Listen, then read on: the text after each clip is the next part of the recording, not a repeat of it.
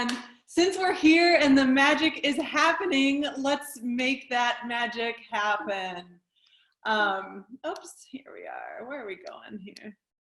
The technology is so excited that I'm here that it's jumping slides ahead. So first of all, thank you so much for inviting me to be a part of this conversation about what's happening now, about what's going to be unfolding for us as the future that's here, it continues to roll open and we continue to experience it. My name is Elatia Abate, and why am I here and why are we having this conversation? So I left the corporate world now almost 6.5 years ago, and until then I had spent my career in some way, shape, or form recruiting, scouting, hiring, finding talent all over the world.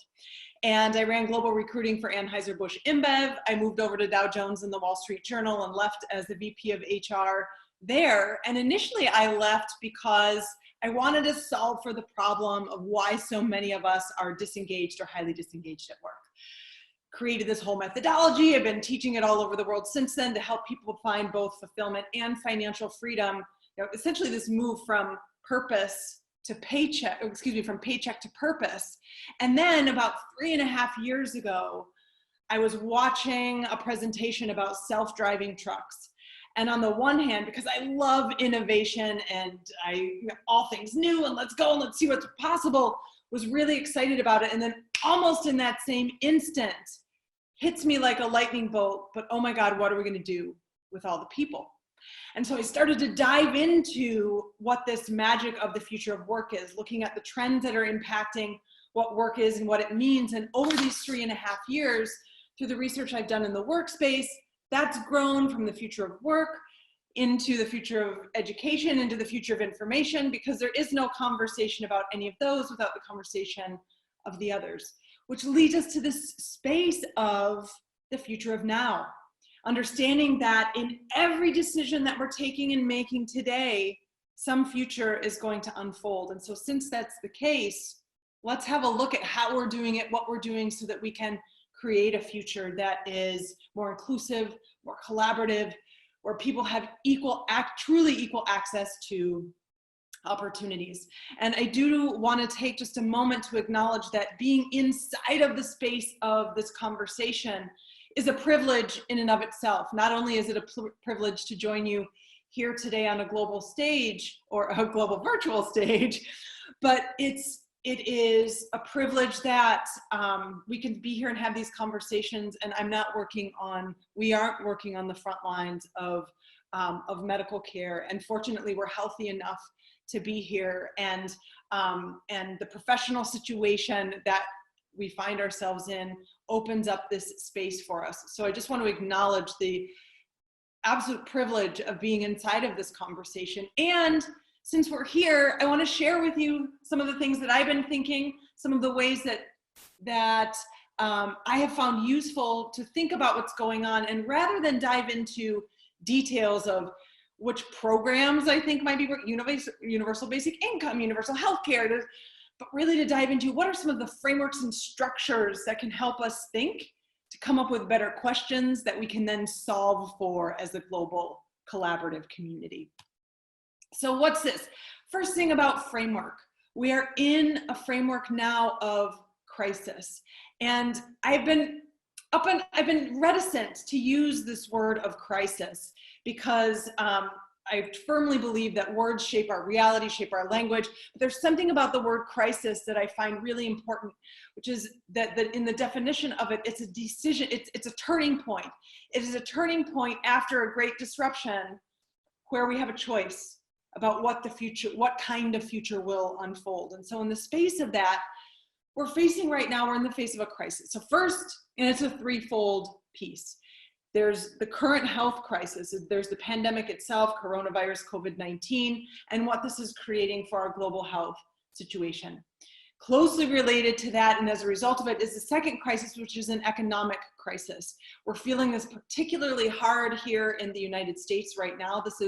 We are now up to 17 million plus people who in 21 days have have applied for unemployment benefits. I mean, this is unheard of. In the worst case for us in 2009, at the depths of the Great Recession, there were only 665,000 people. So just last week, when there were 6.6 million, it was like a tenfold in an instant. And then the third component of this crisis that we're facing right now is the health impact that will ensue from not only COVID-19, but the economic piece that's going to particularly impact communities and people of color. So this is what this moment is bringing up to us, right? So here's the crisis. And what's the timeline as we think about the framework? I have found it useful to think in this 3 parts. Again, we are in the moment of crisis of what's happening. So many of us are in lockdown, depending on where you are in the world. You know, the news here in the US says that Wuhan, the city, is officially off of lockdown, whatever that actually means in practice. And as the disease rolls through the world, this will also change. So, but we are in this moment of crisis. People are still adjusting to or are working from home. Most things are closed. But once this is done, we're going to move into a second moment, which is the interim moment. It's this moment of things are going to start to open, but it's not going to look like operations were before. You know, imagine opening a gym where we go and work out, but you have to have things socially distanced. Restaurants can only fill at half capacity because of social distancing and other things. So the interim period is certainly not going to be normal, but it's definitely not going to be lockdown. And it's also not what this third thing is, which is a brand new world. So I think it's erroneous to imagine that we're going to stuff our activities and lives and ways of being back into the boxes that we were living in before this occurred. So inside of this, there's a possibility. And again, in every action that we're taking right now, we are building and creating this future that's coming. The third thing I like to think about in terms of framework is this notion of disruption. And we are at once experiencing a disruption of a lightning bolt.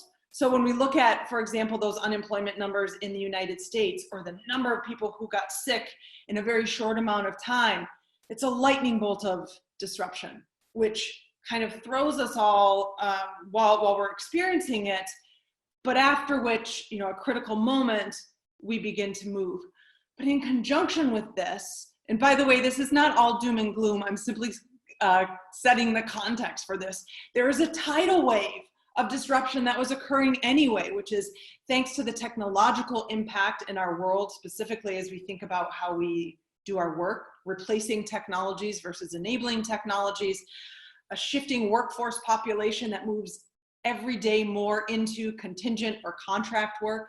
You know, more than half of the jobs in the European Union that have been created since 2010, the new jobs are contract work or gig work of some kind. And so this shifts our thinking about work and how we find meaning there, away from what is a job and how do we find and create and construct that.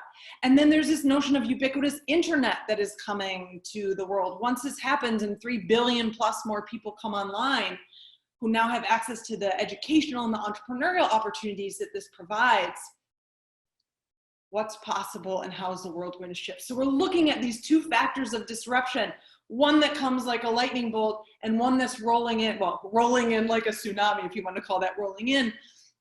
And by the way, with each of these things, they bring disruption to the moment that we are, which feels like fear and loss, and is fear and loss in some ways and places and states. However, there is also opportunity, again, to create a world that's better. You know, the 47% of jobs that are going to be computerized or taken over by robots, you know, there's $8 trillion in economic value in new jobs and opportunities that are going to be created.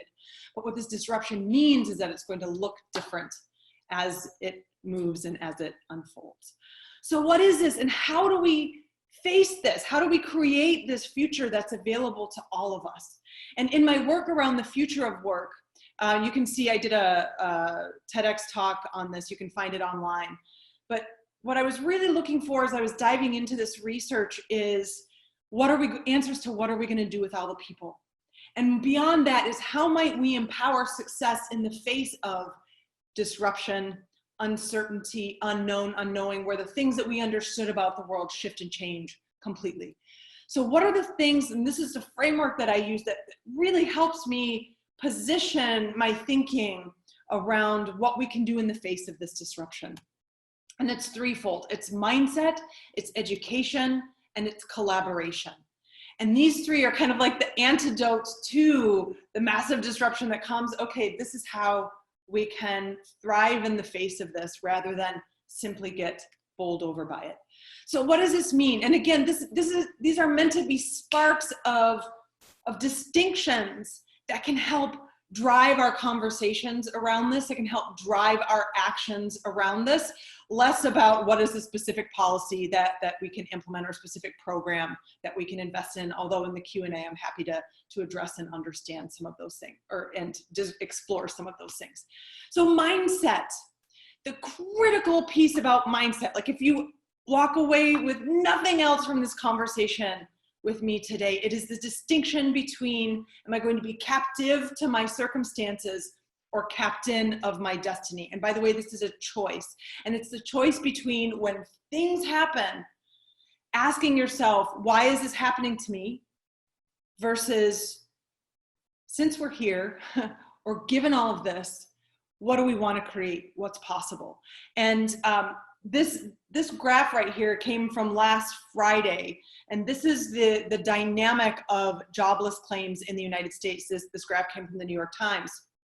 You know, in the face of this, I wish that millions of people didn't lose their jobs. I wish for my own self, who does 98% of my business in person with other people, I wish I didn't have to pivot my business. I wish that we weren't in this moment. However, the choice that we have, since we are all here, is given that we're here, what do we want to create in the face of all of these jobless claims? And this is where the opportunity really comes in. Captain versus captive.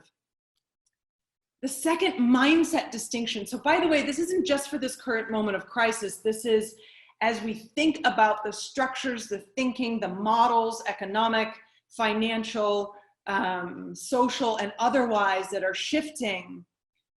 These are useful frameworks to think about as we're thinking about strategy and building. The second one in this space is we're moving from a world of or and into a world of and. Before, the world or was technological or it was industrial, or in this case here, or it was corporate or it was entrepreneurial. I ran global recruiting for Anheuser-Busch InBev, and a huge Fortune 500 company, global, massive. I was part of a 4-member team that created their first innovation garage out in Palo Alto, California, now just over 10 years ago, because they understood even at that time that innovation needed to be a part of the business, even as they were continuing their general and normal operations. So they create the beer garage, which now is this massive center in the heart of Silicon Valley, but they move beyond that into creating ZX Ventures, which is the fund that invests in disruptive companies in the beverage space. So it is at once a company that is corporate and it's entrepreneurial. And understanding that this world of we would never do that because we're not an entrepreneurial organization. Only Fortune 500s do that. Only the government takes care of this, or only private sectors takes care of that. Shifting into this mindset of and, where silos dissolve and the combined power of different sectors, different areas, different components of companies and organizations and society can come together to solve challenges that we have in common. And then here, when we think about mindset, we are moving away from linear and we are moving into exponential thinking. Linear meaning this building block of, when we think about our careers. I teach this class at Stanford where we talk about why is it that most of us find ourselves disengaged or highly disengaged at work? And it's because we think about our careers in a linear fashion. It's building block, right? We go to school, we study something, we scan the market, and we say, okay, what can I logically do with this? And then you start working, you lock in, and you gather a few years of experience, and then you scan the market again and say, okay, I'm ready to grow. What can I logically do with this? And you keep on building along that path. The challenge is that if you made any decisions earlier in your career that are not particularly aligned with who you are and what you want to do today, you have that gap of dissatisfaction. Whereas, and by the way, this works for business strategy, it works for life strategy as you're thinking about these things. And when you're thinking about strategy and incremental growth, it's very different than exponential growth. Or when we look at what we're now all experiencing here with the coronavirus, What is exponential growth? You can think of it as nothing, nothing, something, everything, right? Like a Chinese bamboo growing, nothing, nothing, nothing for years. You don't see anything, and then, it grows up to the sky. So when we think about exponential growth and how we can plan for that strategically, we take a few steps back, and coming back to this career component, when you want to find fulfillment, rather than saying, what can I logically do with what I already know? You say, okay, given that I have a blank slate here, what do I want to create? What kind of impact do I want to have in the world? How do I want to use my life or my business or my resources? And then we align skills, resources, talents, and creativity behind creating that. So those are the huge mindset shifts. And when we think about this in an applied fashion, this moment that we're living in now, so much of our existence has been around like waiting for the cavalry to come and get us, to come and save us. But right now, the world is in so much confusion. We are the cavalry. It's the opportunity for us to step into leadership positions and say, what can we do with the things that we know in order to contribute, in order to solve the challenges that we are all facing together?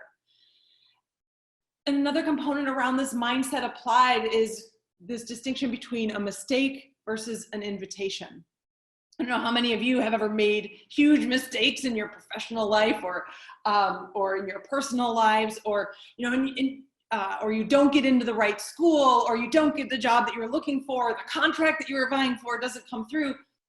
You can look at it as a mistake, meaning something is wrong. And if you want to look at Carol Dweck's mindset research, this would be a fixed mindset kind of a thinking versus an invitation to explore what could be.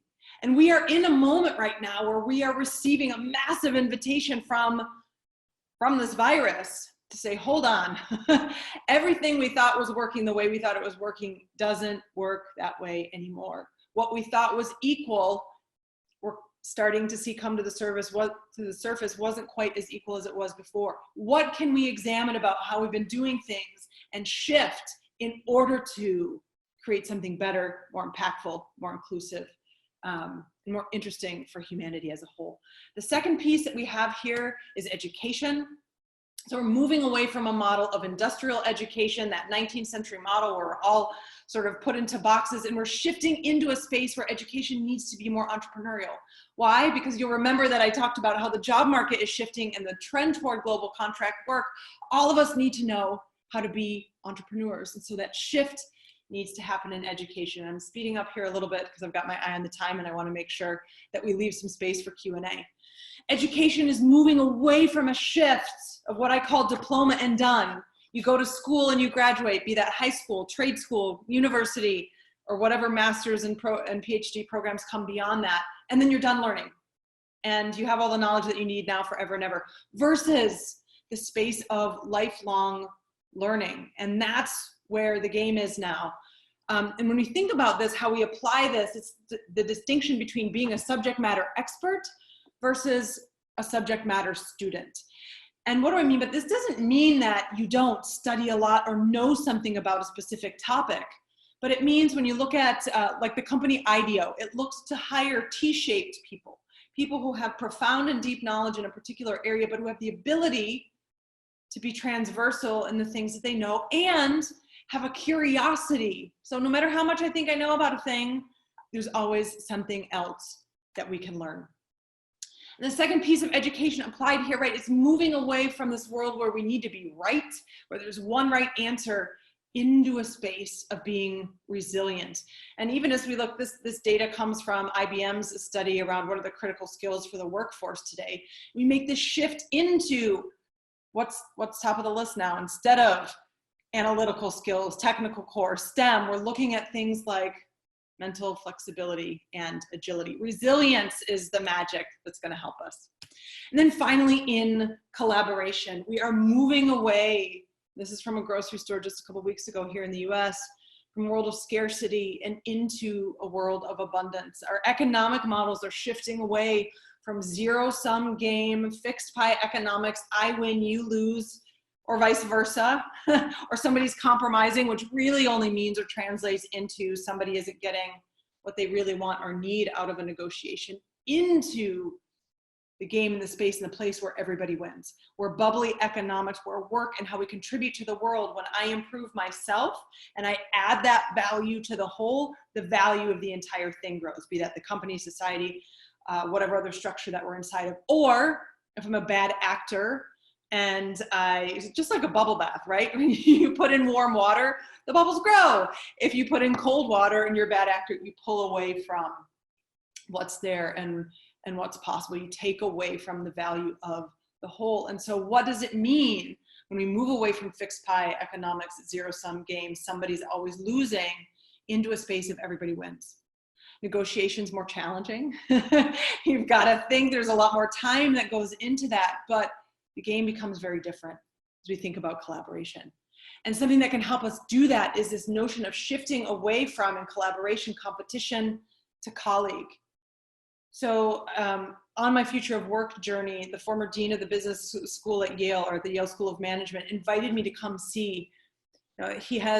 He created this sort of global organization. He brought together the deans and directors of more than 25 of the top business schools to think about the challenges of management education collectively, because they could see that there were massive disruptions in the education market. So rather than allowing the wave to come and get them, they say, what can we do? How can we work together for mutually assured thriving instead of destruction of our market? So how we think about competition when we move away from zero sum into who might be our colleagues, even if they might look like who our competitors used to be.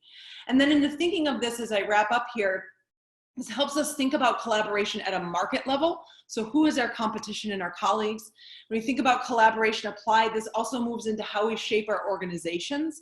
We're moving away from a model that's a pyramid model, hierarchical. Everybody has their box. Whoever's on the higher level of the box tells the people on the lower level of the box what to do, and that's just how things are. We're moving into an organizational leadership model of infinity, much more flexible, where teams are nimble and adaptive. And today, let's say, because we're talking about the future of work, I'll be the leader because I happen to know more, have more information, am more practiced at it, fine. But tomorrow, because we're talking about global health policy, somebody else will be the leader of that. And each of us as leaders has to first have the strength and leadership to assume that leadership role and direct and organize and do all those traditional leadership things. But then secondly, and this is the newer component of leadership, it's learning how to check that ego and check that knowledge and step into second or third or fourth plane when others who are more expert at something come into place. And then finally, when we look at collaboration and how we think about our own careers and our own development and purpose and possibility in the world, we move away from this ladder model, which was broken already. Ladder meaning not only the corporate ladder, which that model's been broken for quite some time, but ladder meaning I come in, I start doing finance at the beginning of my career, and that's just what I do forever. I come in, I start marketing, and that's just what I do forever. We're shifting into this model that I call a Mosaic model of career, where you build the things, the ways that you bring value to the world, you piece them together into this beautiful tapestry in ways that you bring your creativity, the skills that you have, the things that you like to do, the ways that you like to collaborate into something that gives you a lot more flexibility and ability to explore. You move away from being a sniper, one shot, one career, one target, one arrow, and that's it, versus a scientist, where you say, what can I learn about what I'm doing here and now? It's a world much more full of possibility. So I just offered you a series of structures and framework and distinctions that can help us as we think about what's happening here in the face of all of this disruption. And I'll leave you with this quote that's one of my favorites of Joseph Campbell. He largely inspires my work, that we must be willing to give up the life that we have planned so as to have the life that is waiting for us. And in this moment that we're living, that lightning bolt came down and the life that we had planned got disrupted. So the invitation that we are receiving is one for a new world that is more collaborative, more inclusive, where everybody has the opportunity to live their purpose and in freedom, in harmony, in connection and collaboration. So with that, let's see here. I have questions here. I don't know if you're receiving also. Hi guys, I'm seeing people from other parts of the world. Nice to see you, nice to meet you. Hello from Toronto. Feel free to connect with me. And do you have Q&A there? Oh, okay, I'm seeing one here, a question that's open. What should success mean in the post-COVID world? I think that's an open question for all of us, right? And I think when we look at what success means today and the ways that we measure it or have measured in the past, things like GDP, things like market share, this is a real invitation to look at, are those things really measuring the things that are creating a sustainable planet that we're living on? I didn't get into the environmental components of so much of this right now during this talk, but is there a way to both make money and maintain the swans and the dolphins in the canals of Venice, just as an example there? So what does success mean where everybody has access to opportunities, to housing? And so some of the questions that we talk about here, it's not just universal basic income when we think about this, but it's things like, how is housing taken care of in countries like, depending on where you are in the world? The United States is a country that doesn't have socialized medicine, not to the degree that so many other countries do. And so we are experiencing right now the negative effects of that. So I see the possibility of success as something that includes not only financial success, but also personal inclusion and the ability for people to move from survival to safety to paycheck to purpose. So thank you, Rosa, for that question. Thank you, Chloe, for attending. This is great. I love seeing your questions here. Hi from San Francisco. Collaboration, how to urge people to work more cross-border, how to motivate people, what are the benefits? Yeah, so part of the dance that we have that we are in right now is, we are in a moment of transition where the models, structures, ideas of the way that the world worked, they're not gone. It's not like we're living without them. The transition is messy. And so in leadership, I find it very useful to speak into the listening of the people who you're talking to. So this happens oftentimes in folks who are heart-led or who are mission-led inside of their nonprofits. And of course, and by the way, I am. However, if you want to, as a chief HR officer, if you want to get your chief sales officer and your CEO and your board on board with what you're doing and creating, although it's incredibly important to talk about people, you want to talk about the language, you want to speak into the language that they speak, which is money, it's innovation, it's company growth, it is decreasing costs. So thinking about how you position the game of translator, how you position the things that you're doing, so cross-border collaboration in ways that show and demonstrate the benefit to the parties who are involved. And that requires more work. Yeah, it's easier to just say, but you should do it because we think it's good. Well, anchoring in data and anchoring in the things that are most important to your audience will help you bridge that gap in terms of how to motivate people and defining what the benefits are. Marco's asking here, how do I think it will be possible to avoid egos and power struggles in the collaborative framework that I just described? Well, Marco, we're all human.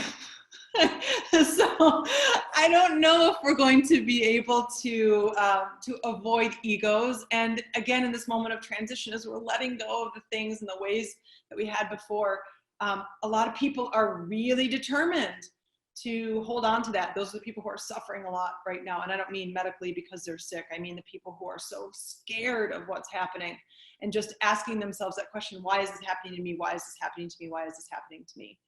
But again, I think this goes into the place and the space and the opportunity to take it upon ourselves as leadership to say, okay, what's the language that I need to use in order to show that together actually brings more benefit, cooperation and collaboration brings more to the whole than the other way that we described.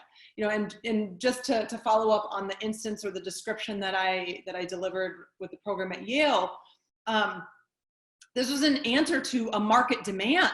You know, their customers, as students, their customers wanted shorter courses for cheaper amount of money. Not everybody can spend the opportunity cost and the cash to be in a 2-year MBA program.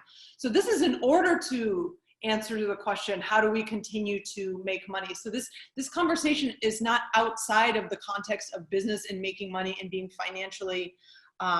financially free. This is not outside of that conversation, but it's about how we position it and how we build and construct the impact that we're building. Divya, thank you so much. It sounds utopian. Yeah, what are a few actions that you should take to be ready for the new world? Well, if you look again to so it's aspirational. I'll give you that. It's aspirational. And though, since we are going back to that definition of crisis is that decision point between, you know, something happens to disrupt the world, and it's a point of inflection between the what comes afterwards, whether it's a good outcome, a positive outcome, or a negative outcome. So since we're in the space of creating right now, this is the moment that we're in, why not structure ourselves and focus our energies and creativity into building something that's amazing? So the actions you can take will anchor those right back into this framework: mindset, anything and everything that you can do to practice mental resilience and flexibility. Because by the way, these are all learnable skills. This isn't something that like, oh, I happen to be flexible and you're not. But these are all learnable skills. Anything you can do to practice flexibility, mental flexibility and resilience right now is the game that you want to be playing. When you're thinking about education for your own self and for your business, you want to be looking at both with and without what's happening with COVID-19, what industries are in ascension and in decline, where is technology going to take jobs or enable jobs. You want to be looking at entrepreneurial education, because again, as we make this shift toward contract work, and the data is saying that that's where we're going to continue to go, if we don't understand basic things like cash flow, marketing, positioning, product, we're going to have a hard time. Remember that distinction between the cavalry's coming for us, so I'm waiting to be rescued, versus we are the cavalry. And those are the kinds of things that you can learn. And then thirdly, when you're looking at collaboration, you can take that tiered model that I spoke about. So if you're thinking about it at a market level, thinking about it at an organizational level or at an individual level, if you can be inside of a mastermind. So right now I'm in the process of filling 2 masterminds, one for CEOs, one for leaders in the HR space, where you bring people, talented people together to help each other with the challenges that they're facing in order to create more value in the world. So those are 3 things anchored in that framework that I can offer you here. Pablo, hi Pablo. Do I think that society will really make a change of minds? That's why I'm doing the work. And that's why I think everybody's here on this call. You know, as I was looking at the numbers there, we had upwards of 170 people here for the majority of the conversation. And now's the moment for those of us who are standing for this, for those of us who have been inside of this conversation of future. Now is the time, because the future's now. So that's the great misnomer of the future. We think that it's some far off distance moment, but really it's in every action that we're taking today. So my invitation to all of you is, what action are you going to take? How are you going to, as Teddy Roosevelt said, or as Brene Brown talks about in her book, you know, how are you going to get into the arena and take action to create something of positive value in the world? It's up to us. We're the cavalry here. And Fran, I'm not actually sure how much time we have here, so I'm just answering questions as we go along. So you cut me off when it's... Yeah, we have some minutes more if you want to reply some as well more. Okay, great. So I'll answer a few more questions here, and then we'll wrap up. So yeah, thank you so much for that. Now just be ready. How can you make instrumental change in creating the world? Yeah, I mean, that would be my question back to you. Again, how can we, each of us, do it? The majority of my work is in the spaces of the future of work, the future of business, which relates to the future of education and information, but it's systemic, structural, strategic change to help organizations position themselves, how they literally organize their organizations, how they think about strategy, how they build nimble teams. But what is it that's inside of your skill set? The things that you know how to do and the things that light you up. So by being you and your best version of you, that's how you can create instrumental change that goes beyond incremental change. And this is the game. We are moving from I to we. This is no longer what I can do on my own. That's the leverage of all of us working together, which is why I love this conference that we're here with. Let's see where you are on the questions. All right.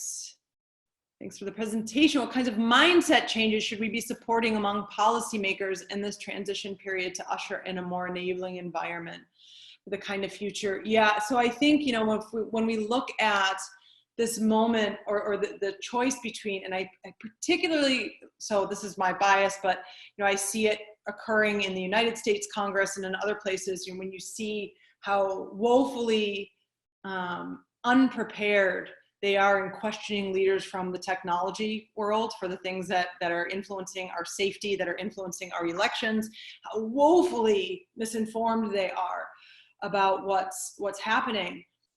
I think one of the key distinctions that we're thinking about is a moving away from subject matter expert into subject matter student. That quite possibly all the things they think they know about the way that the world is working aren't actually what's driving the world that's already here. And even in these conversations around education, you know, it's like the 19th century model with 20th century structure that's trying to make itself, you know, work for the 21st century. And it's, and so that's what I would go to. But again, it's a shift, you know, at the beginning when I talk about mindset, this distinction between captive to your circumstances versus captains of our destiny. That question, or like this language distinction, it is what it is. Like that's the most victim-y conversation that you could possibly have. It is what it is. No, it is what it is because we created a world this way, but that doesn't mean it needs to continue in that fashion. So what do we want to create? And then it's up to us to make that magic. Jay, hello. You are facing a client leadership team that has been punched in the face and they're now paralyzed by fear. Yeah. Yeah. What are the 3 things to say, to do to help unfreeze them? So so let's just acknowledge, and by let's I mean me, acknowledge that this conversation doesn't mean that I also am not feeling fear, that I didn't freak out when, you know, you watch your revenue go from 100% revenue to 2% revenue in the span of a week, right? You've got to pivot your business in an instant. Thankfully, I have a business model that allows me to do that, but it doesn't mean that you don't feel this fear. It means that in the face of it, you say, okay, and the first thing you can do, so you ask for 3 things. The first question to ask is, are you committed to moving forward? So like, are you going to hide under your couch for the next, you know, 3 months, 6 months, 9 months, and just wait for this to blow over? Or are you in it? And if the answer is we're in it, then okay, let's acknowledge the fear, but we're in it. We still not to want only, so shore up to survival, to thriving. We not only want to survive this moment, but we want to move on the other side. Then comes that second question. Given all of this, what do we want to create? Since we're here, we might not like it. It may have totally destroyed our revenue models, our access to market, our everything we thought was true about the world. Okay, and now is the time to get creative. So given all of this, what do we want to create? And then in the third place, I think this is where the aspirational components come in, since all bets are off anyway. I mean, you know, most of us have gotten shaken down to the core. So since we're here at a blank slate, asking these questions, what do we want to create in the world? What kind of impact do we want to have? What would success mean if it included more sustainable something, greater impact for the economy, thought leadership or policy leadership in a certain or given space. So that's what I would, that's how I would think about it, Jay. Thank you for your question. Bart, how are you? My message is aspirational. Hooray, yes, it is. What are my thoughts about the back to normal tendency for all those people that are not comfortable with uncertainty, change, and transformational developments, and relentlessly thrive to get us all back into the dominant system? Are we futurists too biased as promoters for change? This is a great provocation. And here's what I think about this moment that we're in right now. So the pull will be strong. The pull will be strong for people to go back to normal, but we'll just use the work from home piece of this, right? For years, companies, many companies were saying, we could never do this. It's not efficient. We couldn't make it work. Impossible, impossible, impossible. Well, all of a sudden, when it's demanded of you, the impossible becomes possible in a matter of, 3 days or 5 days or something like that. So and by the way, the what was before, the great underlying assumption of that is that whatever was before is better than what's to come. And so I think those of us as futurists, but also getting into the trenches with those folks who are our clients and our partners and helping them question their assumptions about what's here. I work with a lot of universities and helping them think strategy, helping them think how, what is information and education of the future and how does that look? And another great example is in that space right now. Many universities are saying, okay, not only is this semester fully online all of a sudden, but next semester too, for sure. And once again, all of these things that were impossible and we're never going to go to distance learning and, academia is academia because we're all together. Well, all of a sudden when that can't happen, what's there and what's possible. So I think it's about acknowledging that sense of loss. Because for those who are wanting to hold on to that, there is a sense of loss. And again, showing something greater that's possible. So that was the last question. So thank you so much, Fran, for inviting me. Thank you everybody for being here with me. Please do connect with me if you have other questions, if you want to continue the conversation. And remember, you are the cavalry, we are the cavalry. So it's up to us to decide what comes next.